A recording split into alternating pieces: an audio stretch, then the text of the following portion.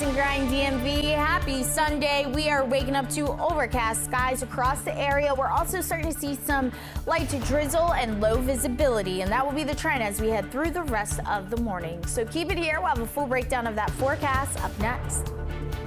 This morning on DC News Now, funding plans still deadlocked in Congress, and the government shutdown continues. A look at the impact on tourism and attractions in the district. A nor'easter battering Maryland's East Coast. We have the latest on the storm's timeline. And celebrating Hispanic Heritage Month, highlighting a woman making history in Prince George's County. You're watching the station covering all of the DMV. This is DC News Now. Good morning. Thank you for joining us here on DC News Now. I'm Tosin Fakile. It is Sunday, October 12th. And as always, we kick things off talking about the weather. So let's show you what it looks like outside in several parts of our region. Right now, this is towards Ocean City. You can see the water off in the distance. It is windy, it is rainy, and that is an area that will feel some weather impact that's headed to parts of our region. So yeah, it looks like those waves are a little bit on the higher end.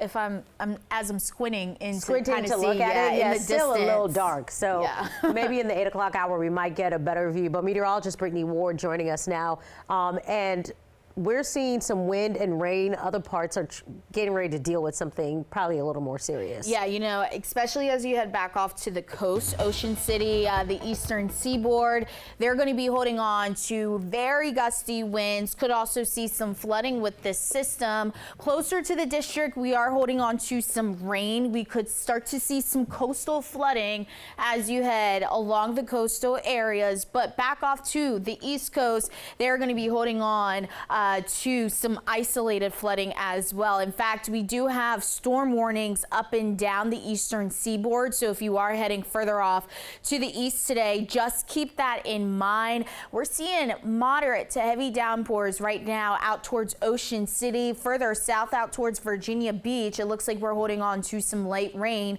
but it's all thanks to this coastal low that is moving through. Now, this same system will be impacting the DMV as we head through the day today. If we zoom on into radar just to kind of show you what we're seeing in our area, we're starting to see some light rain begin to fall, especially as you head back off to the west out towards Winchester as well as Front Royal. But overall, spotty showers will be the trend throughout the rest of the day today. So keep it here. We'll have a full breakdown of this forecast, Tosin, up next.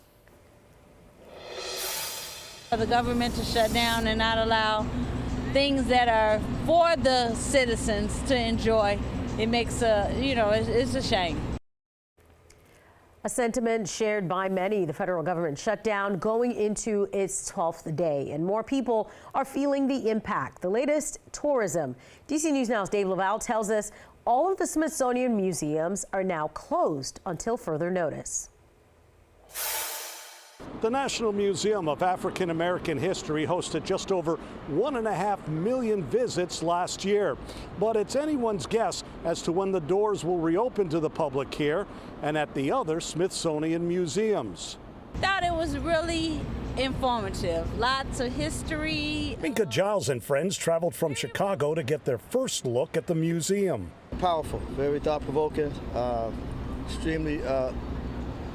extremely important to society. The group is in town for Monday night's Bears game against the Washington Commanders. They moved up their visit by 1 day. Because of the shutdown, we changed our flights because we wanted to see the museum. All the Smithsonian museums and buildings remained open after the start of the shutdown due to leftover money from last year. They're now closed to the public. The reasons behind it is very depressing. The people are not first. Politicians are doing their own thing, but they don't have the people in mind at all. So. Concern is also for all Smithsonian employees. And right now, these people basically will be without a job and being able to not to pay for their bills. A lot of them, I come over here every day, and they're worried about how they're going to make it over the next month. The shutdown impacts all 21 Smithsonian Institution museums, 14 education and research centers, and the National Zoo. It's a shame because people have planned their vacations and planned their travel around certain events, and for the government to shut down and not allow things that are for the citizens to enjoy, it makes it's a shame. The Smithsonian Institution drew nearly 17 million visits last year to its museums and other facilities. Along the National Mall in Northwest, Dave Laval, DC News Now. Dave, thank you. President Donald Trump says he's directing the Pentagon to use all available funds to make sure U.S. troops are paid come Wednesday. This is despite the government shutdown. The president made the announcement on social media saying he's calling for this because our brave troops will miss the paychecks they are rightfully due on October 15th. However, no similar action seems to be in the works for other federal employees working without pay. And for continuing coverage, resources for families, and the latest on talks to get the government back open, head to our website, dcnewsnow.com. 7:05 is your time. The 4-decade-old Army 10-miler will go on as scheduled today. This is after fears of possible cancellations because of the government shutdown. The race will see some modifications, and it also means getting around Arlington and parts of D.C. today might be a challenge.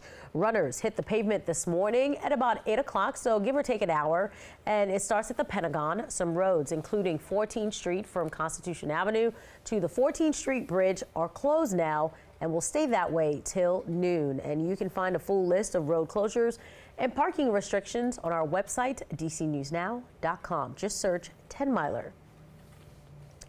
7:06, concerns at a school in Southeast D.C. DC News Now has learned of allegations of corporal punishment at Boone Elementary. In a D.C. police report filed over a week ago, a student alleges when he did not put a library book away quickly, a staffer grabbed him by both hands and put them behind his back, slammed him against the desk, then walked him out of the library.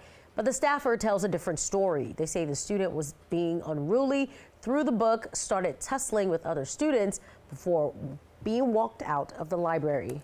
Our educators, the people that we trust the most, be putting their hands on our students like what's being accused.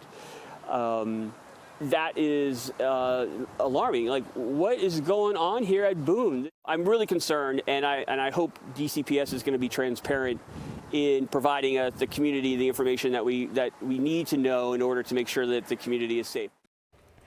DC Public Schools shared a letter from the principal to parents. It says the staff member accused of corporal punishment is on leave and will not report to the building during the investigation. DC police say no arrests have been made and the investigation is still active. We head to Western Maryland, where the city of Hagerstown is considering a proposal for a new shelter for people experiencing homelessness. But it is getting pushback from a nearby town. DC News Now, Stephen Cohen has more on this debate. It was built as a creative solution to deal with the problem of Hagerstown's unhoused, but it's facing pushback from across the state line. Right on Citicorp Drive is a building that is being proposed as a new shelter for the unhoused and to offer resources to those who need it. But where the building sits has concern for Pennsylvania's Antrim Township. We are concerned because as a neighbor bordering that project, we provide emergency services there. Ardinger says he fears the proposal, even though it is on the Maryland side, will be a burden. And you bring them to state line Pennsylvania, which has nothing there, where are they going to go from? However, Hagerstown officials are pushing back. The city's not going to be some pawn in that process of private interests, engaging in those private discussions. Elshire says nonprofits and private organizations make those calls. It's not up to the city really to decide where individual, independent, private nonprofits feel it best. Mayor McIntyre is expected to address the issue when he meets with business leaders in the morning. Reporting from Hagerstown, Stephen Cohen, DC News Now.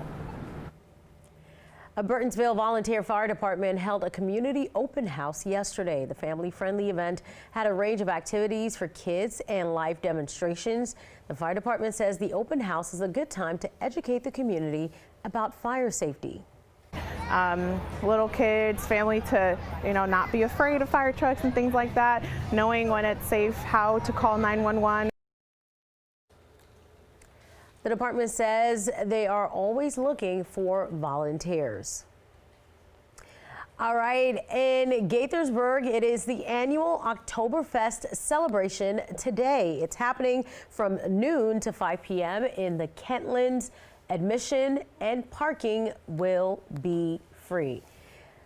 Well, if you have plans to be at Oktoberfest, oh my God, I cannot speak. I am not dragging us back in time. I was just about to say, why are you trying to pull us back? We're trying to go forward. And that's what we're going to do. We're going to move forward 100%. If people plan to be at Oktoberfest. There we go. Made it through.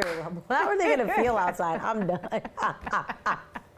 I will say it's definitely going to be cooler today than what we experienced yesterday. Highs today below average for this time of year. Really will struggle to get out of the 60s. We're tracking the rain, we're tracking the clouds, and we're also tracking those windy conditions. So stepping out the door right now, make sure to have the rain gear on hand. At least temperature is not looking too bad. We're sitting at 63 degrees right now in DC. 65 is the current temperature there in Lexington Park. Lower 60s there in Hagerstown. 59 is the current temperature there in Martinsburg, West Virginia. So keep it here. We'll have a full breakdown of the timing moving forward, Tosin, coming up.